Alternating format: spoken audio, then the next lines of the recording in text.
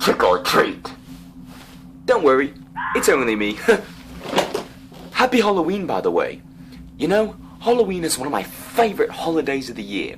One where I can freely run around wearing nothing but a mask, scaring the pants off some little kids, all while giving them poisonous candy that'll give them diarrhea for weeks.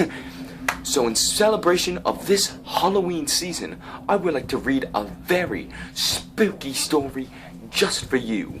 One that'll be giving you nightmares and having you tucked under your covers wishing you were never born. So please, sit back, relax, and enjoy this very spooky, very dramatic reading.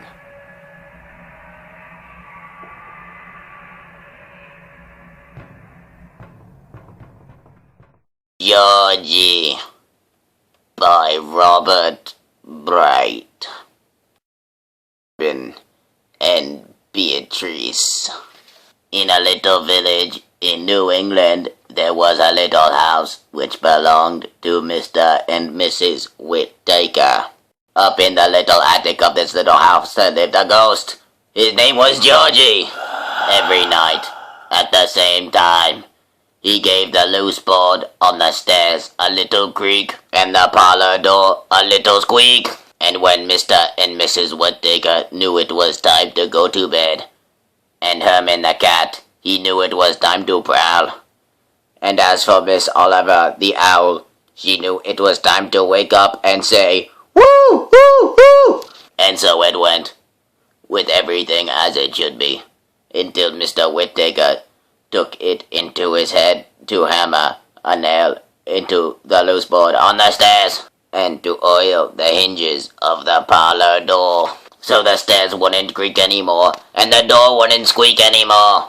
And Mr. and Mrs. Whittaker didn't know when it was time to go to bed anymore, and Herman, he didn't know when it was time to begin to prowl anymore. Know when to wake up anymore, and went on sleeping. And Georgie sat up in the attic and moped. That was a fine how do you do. Pretty soon, though, Georgie decided to find some other house to haunt. He ran to this house, and then to that house, but each house already had a ghost. The only house in the whole village which didn't have a ghost was Mr. Gloam's place, but it was so awfully gloomy. The big door groaned so, and the big stairway moaned so. And besides, Mr. Gloam's was such a crotchety old man, he came there frightening Georgie half to death. So Georgie ran away to a cow barn where there lived a harmless cow. But the cow paid no attention to Georgie. She just chewed her cud all the time, and it wasn't much fun. Meanwhile, a lot of time went by and it rained a good deal, and during the winter it snowed to beat the band. And out at the cow barn, Georgie was terribly cold and uncomfortable. But what with the dampness from the rain and the coldness from the snow, something happened to that board on the Whittaker stairs and to the hinges on the Whittaker parlor door. It was Herman who discovered it and told Miss Oliver. She woke up with a start. Miss Oliver flew right over to the cow barn to tell Georgie that the board on the stairs was loose again and that the hinges on the parlor door were rusty again. What glad tidings for Georgie. He ran right home, lickety-split. And so, the same old stairs creaked again, and the parlor door squeaked again.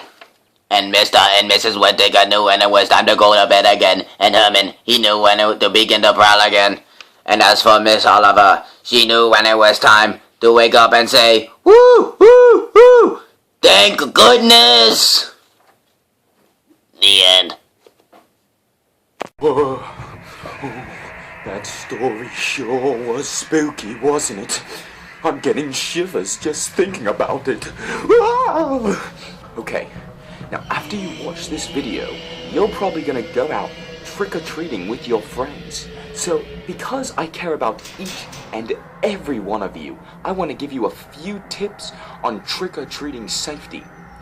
Number 1, whenever you're crossing the street, and you look and you see your friends crossing the street too, and there's a house on the other end of the street, make sure you sprint there faster than they can, so you get to the house first.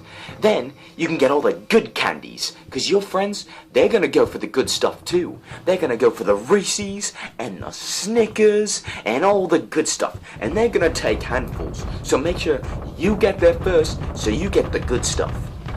Number 2, if you go up to a house and there's a bowl of candy just sitting there and it says, please take only 1 handful, don't listen to that crap. It's free candy. Take as much as you want. Take the bowl if you want. That's a free bowl. Go home, share all the candy with your parents and your siblings. Actually, no, don't do that. It's your candy and you worked for it. Go home and stuff it in your closet so no one else can get it. Then that'll last you for weeks. You can be on a candy diet, and that's the way to live right there. Alright, rule number 3. If you go to a house and they're not giving out candy, if they're not giving out candy, don't settle for that crap. I mean, if they're giving out money, yeah, that's fine. You can take some of the money if you want. Take all the money, okay? That's free money right there. All right, but if they're trying to give out celery or apples or something like that, no, don't listen to them. Don't settle for that, alright? You show them what's up. You be, hey, this is Halloween, and I'm here to get some candy, alright? I'm not, what do I look like, a health junkie to you? No, I'm trying to get some candy, okay? Alright, so those are all the safety tips I have for you right now. Now, after your trick-or-treating, munching down on your candy, I want you to think about something. Just like Georgie in the story we read. What would you do if you were a ghost? What would you do if you were in a situation like that? Please think about that. And as always, good night. And happy Halloween.